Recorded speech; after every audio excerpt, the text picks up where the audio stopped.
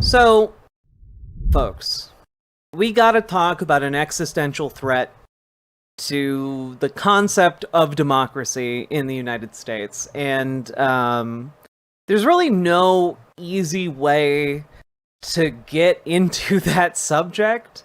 It's not good, to say the least. But Donald Trump has been making a number of moves lately that threaten the very fabric that hold the country together. We're talking like some existential moves. These are not minor maneuvers. We're talking things that could very well lead to, blocks of states considering secession. We're talking like political maneuvers, much like what was happening around, the beginning of the Civil War. We're talking some pretty severe things. Okay? One of these, okay, is that Donald Trump has attempted, and we're going to have to see in the next several days or weeks how this plays out, but Donald Trump has attempted to order a new U.S. Census. And this headline doesn't really do it justice, because it's not merely unprecedented, like, oh, it's never been done before. It's literally counter to the Constitution. This is literally an unconstitutional order. It is in violation of the very concept of America and the very concept of and foundational idea of representational democracy. It is an attack on that. Understand that an attempt to do a census without counting undocumented immigrants is simply not what the Constitution allows, okay? Let's take a quick look here at the substance of this article, which is better than the headline. The 14th Amendment requires the whole number of persons in each state to be included in a key set of census numbers used to determine how presidents and members of Congress are elected. So, essentially, what's happening here is that the basic framework of how we allocate congressional seats, how we allocate like the number of representatives people get in our national legislature, it's dependent on the census, right? When we talk about issues in our history like the 3/5 compromise, that was around the issue of the census, okay? And at no point has it been unclear what the census is supposed to do. It's supposed to count how many people are in this given area. And unfortunately, there was a time in this country when chattel slavery was considered non-personhood. And the 3/5 compromise was essentially a compromise between people who wanted zero representation for people who were enslaved and people who wanted full representation of people who were enslaved. And, well, it became a compromise. It's a shame on the national record, but also it's a similar problem to this, which is that there can be no compromise on this. Undocumented people are people, and they thus need to be counted in the census. This has been well established in law. This has been well established in congressional law, in constitutional law specifically. And there have been no additional details, as far as I can tell, about the plan the Trump administration wants to float. And essentially, it comes across as Donald Trump woke up and said, "This is do it," and didn't run it by anybody. And it's just that they are going to try to do it. Trump said he's instructed the Commerce Department, which oversees the Census Bureau, to immediately begin work on a census using the results and information gained from the presidential election of 2024. It's unclear why the election results would matter to the census, because it doesn't. What results? What information gained from an election would have bearing on counting the number of people in the United States. There is no precedent for this. There is no legal basis for this. This is simply and explicitly against the Constitution. Okay? And I don't think this is getting that much, as much coverage as it needs.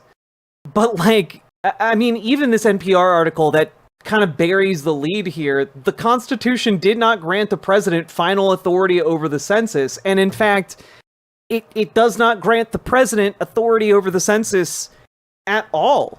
It is mandated by the Constitution that the census takes place. Article 1 of the Constitution empowers Congress, not the President, to carry out the actual enumeration of the country's population in such manner as they shall by law direct. In Title 13 of the U.S. Code, Congress directed the Secretary of Commerce to follow a once-a-decade census schedule.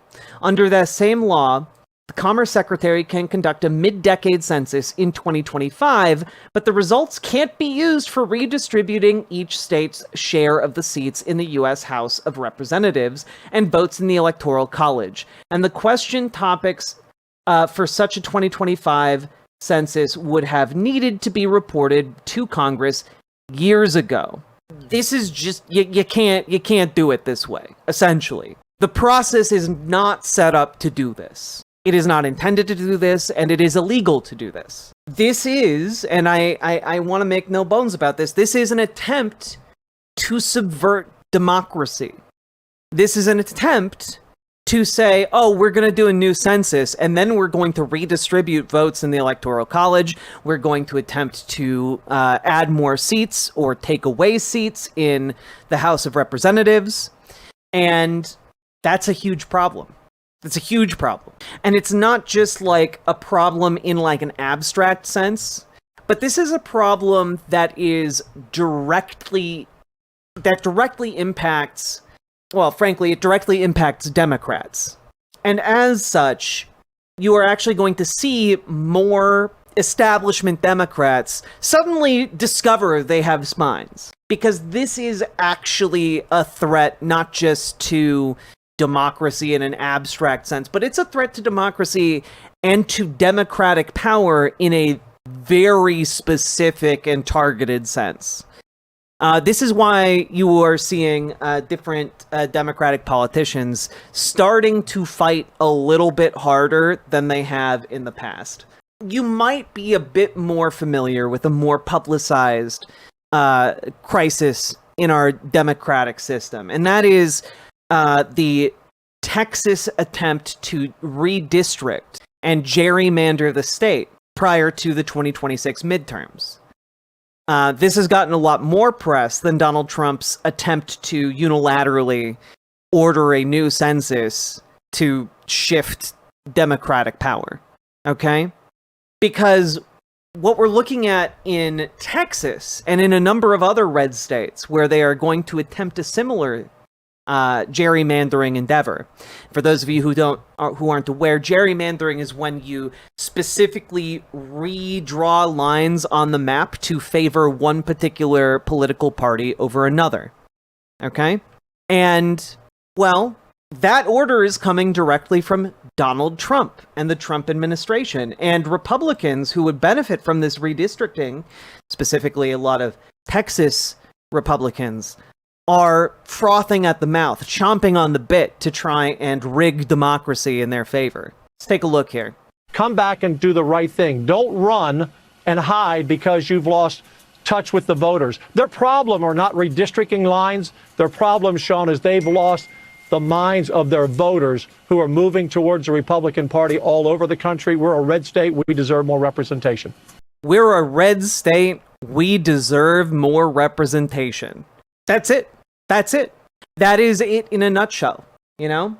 That's, by the way, the Lieutenant Governor of Texas, Dan Patrick, okay?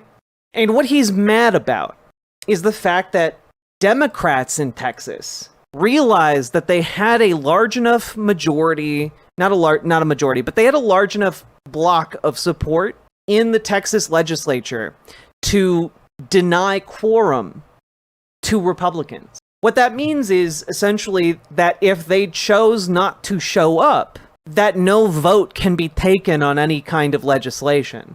No vote can happen to redistrict. Because what this is essentially would mean, right? And we've talked about this briefly, but it means that if Democrats won 65% of the vote, they would only have like 45% of the seats.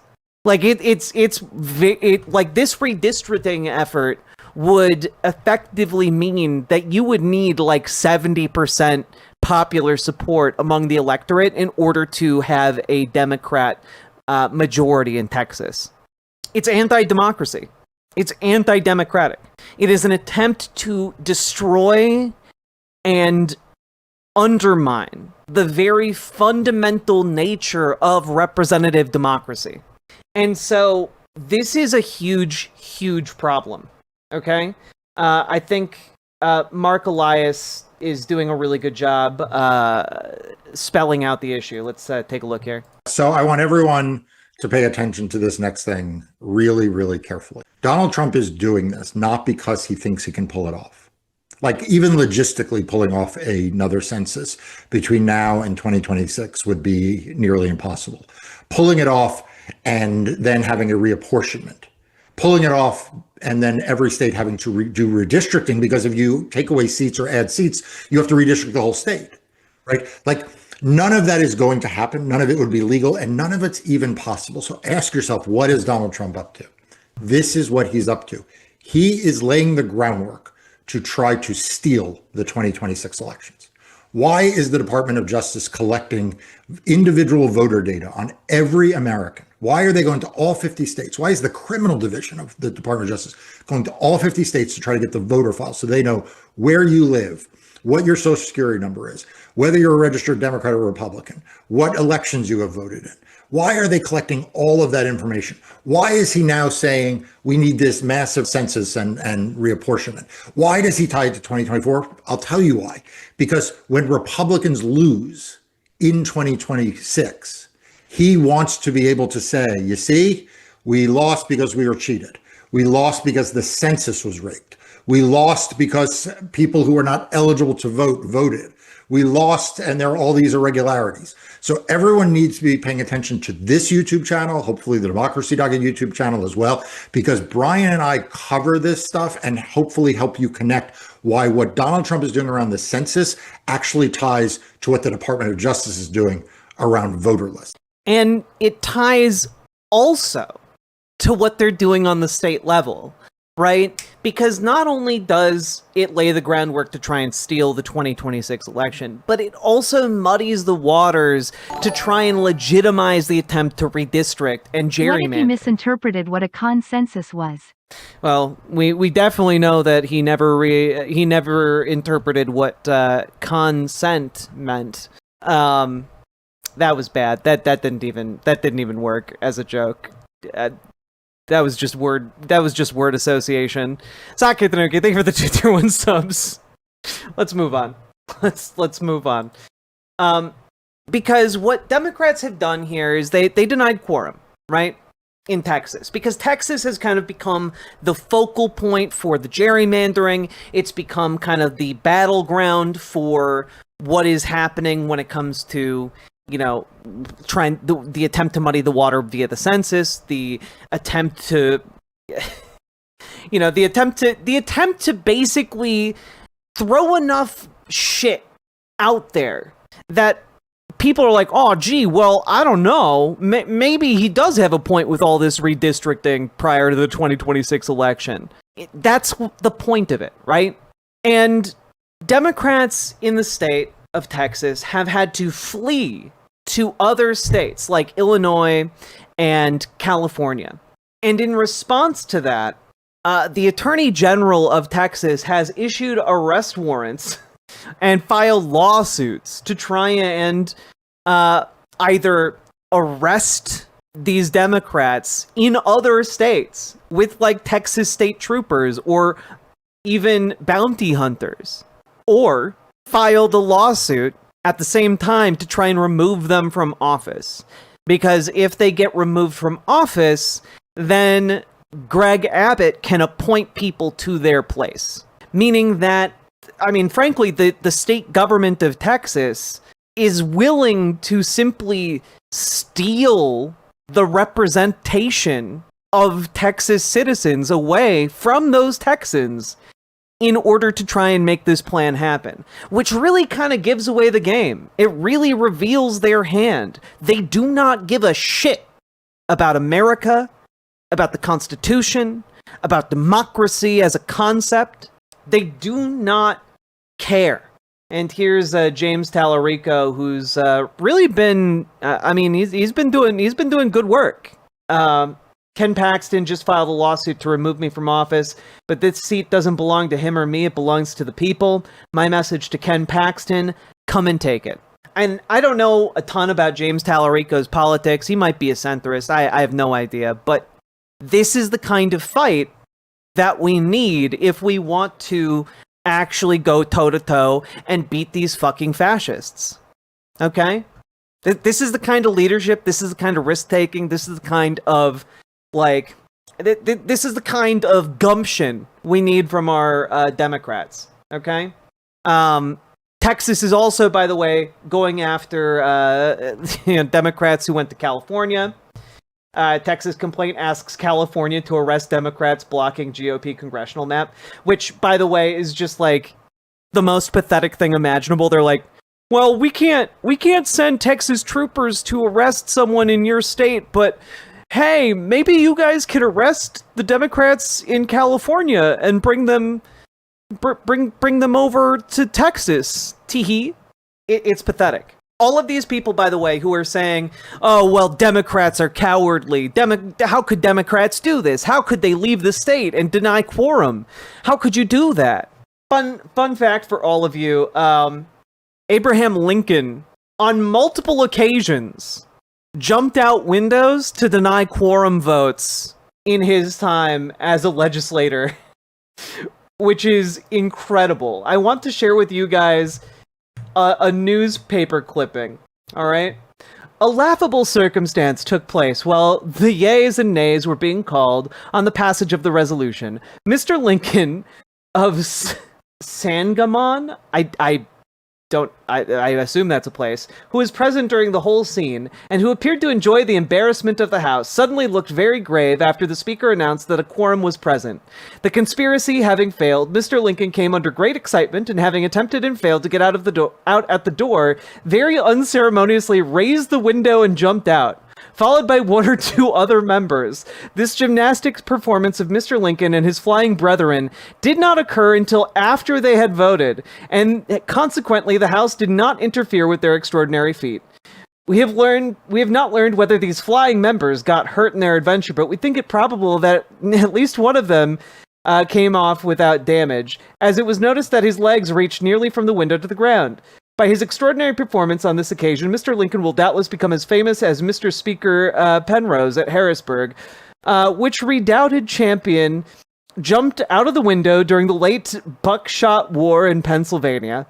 We learned that a resolution will probably be introduced into the House this week to inquire in the expediency of raising the State House one story higher in order to have the House set in a third story so as to prevent members from jumping out of the windows. If such a resolution passes, Mr. Lincoln will in the future have to climb down the spout. During the whole of the extraordinary scene we have related, we stood inside near the door of the House and was an eyewitness to it. We noticed Mr. Baker of the Senate in the House talking in an undertone to one or two of the few Whig members of the House who remained at their posts. Mr. Baker seemed to be the moving spirit in the conspiracy. Absent himself from where his duty required him to be, it seemed to be his object to persuade others to follow his example. Fallen himself, he would drag others down. Yeah. Abraham Lincoln, absolute fucking legend. So, I don't know. Look, all I'm saying is we live in an extraordinary time. We live in an extraordinary time where this country is at very real risk of tearing itself apart.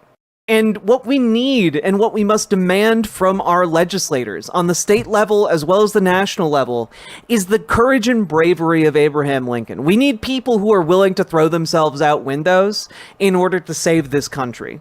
And if you aren't willing to do that, you aren't willing to, you aren't worth your shit. Okay? So I just think that this is an interesting historical example to take, and I wanted to share with you one last post from Talking Points memo this time. Okay, it's titled "How the Federal Union Could Break Apart," and I think it's pretty accurate. The term constitutional crisis gets used a lot these days. By a very fair definition, we've been in one since January. A more apt and consequential meaning, however, is a crisis in which the legitimacy and continuation of the state rests in the balance of whether it fragments and degenerates into civil war, military rule, or state disintegration. Today, President Trump proposed something that, to my view, for the first time, provides a path to such a crisis. In a Truth Social post, Trump appeared to order a new census to be undertaken now, as opposed to the next constitutionally scheduled one in 2030. This new one would violate the Constitution by only counting citizens and legal residents. It would then, it seems, try to reapportion Congress using the numbers produced by this unconstitutional census in time for the 2026 and/or 2028 election. In other words, Trump would, by executive fiat, change how many representatives each state sends to Congress and each state's electoral votes. That's quite literally how you rig an election. So in this scenario, California's and New York's delegations show up in 2027, and Trump's people say, no, you don't have X reps. You have X minus 4. Send those other folks home. There's simply no way to accept the president unilaterally and unconstitutionally taking away a state's representation in Congress and the Electoral College and continuing to accept the legitimate authority of the federal government. I know that's a big statement, but there's not. The Constitution is clear, crystal clear on 2 points. There's a census once every decade. The count is of all persons in the country, and their status is irrelevant. Obviously, the Constitution is one thing, and what the Supreme Court says is another. I wouldn't be shocked to see the Supreme Court come up with a way around the crystal clear language and original intent on who is counted in the census. I'm more skeptical that they'll accept the new one-off census, but they could. It's a deeply corrupt institution. That is your path to the dissolution of the Union. And yeah, you gotta understand here, folks, this isn't like some abstract notion, okay? This isn't some, oh, yeah, you know, like, oh, maybe it's a big deal, maybe it's not. No, this is a really big deal, right? We're seeing how big a deal this is in Texas right now with just one state doing blatant gerrymandering, right? And it's leading people like Gavin Newsom of all people, that spineless centrist twat, to come out and say, hey, if you guys redistrict and gerrymander Texas, I'm going to redistrict and gerrymander California. And other blue state governors are going to follow suit. J.B. Pritzker, Kathy Hochul in New York, Gretchen Whitmer in Michigan. Okay?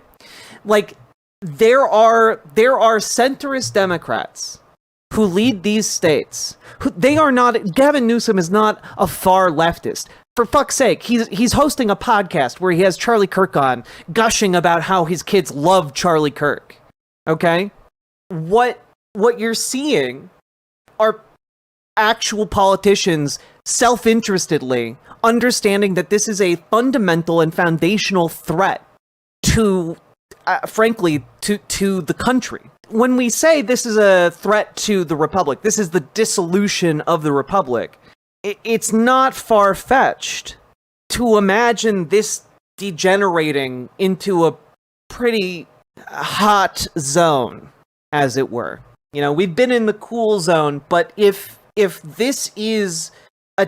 Donald Trump doubles down, if Donald Trump continues to push a new census, continues to put that out there, I mean, we're going to see things previously thought impossible become possible and the potential for violence is going to get far more real. Yeah, Wes Moore said he would redistrict Maryland as well. Yeah, I mean, what we're going to see, like, when you're seeing all of these governors around just the gerrymandering issue, talking about doing it themselves, that's an early indicator of how bad an attempt to implement a census illegally would be. How can Trump say the last census was wrong when he was in power when it happened? He ran the census. It doesn't matter. We're in post-reality world for Republicans. For them, it's not real. It doesn't matter. It was all a Democratic ploy, you know? There's a really big problem with all of this. We're going to have to go into a kind of part 2 on the ongoing crisis right now in America, because all of what I've talked about has culminated in Donald Trump unleashing the military on Washington, D.C. This is the end of part 1. I guess we're going to go into part 2. Remember to like, comment, and subscribe. And, you know, I would also highly encourage you, before we end the segment, figure out how you can organize locally. Figure out what you need to do in order to meet with others in your community. I don't care if it's at a soup kitchen, a homeless shelter, a community center, or at your local Democratic meeting or your local DSA meeting, but figure out some way you can make connections in your community with a group of people, okay? You need to connect with a group of people, because what we're looking at now is a much scarier time. We're going into some much scarier times. And if you would like to help organize politically against what is happening, I would encourage you, join our Discord. You know, just use !Discord. You'll get a link. And once you're in there, you can message GamerG, and she will help you join DSA. And you can organize locally with your DSA group. Why would I connect with other people when I could BitConnect with other people? BitConnect! Sake Tanuki, great reference. Thank you for the 2 tier 1 subs. But also, join our Discord, and if you want to connect with your local Democrats, reach out to Dragonfly in the Discord, and she can help you join your local Dems. It can be a little bit hard to figure that out, but I promise you, it is worth it. Radicalize your local Dems, organize in DSA. We need people to actually have spines and to understand that there's a need for spines in this particular time. Okay? That is what we need to do, and you all can help make that happen. And if you are like, well, there's no point, there is a point. You need to figure out how you can organize with other people, because you guys on a local level have the ability to, for example, force your sheriff's department to stop working with ICE. That's just one example. And you can do so much on the local level to impede and stop what is happening. And if enough of us do that, we can still get out of this. But it requires action on the part of all of y'all. We are in dark times. But that just means it is time for us to cling together, to work together, and to beat this fascist fucking movement. So, let's get to work. Riverboat Jack is going to town. All the viewers gather round. Twitch and YouTube and Swishy streams. All that content is bursting the seams. Politics, gaming, plenty more. Your sense of fashion you'll adore. So grab your stuff and hop aboard. We're going straight to Jack's Discord. Riverboat Jack.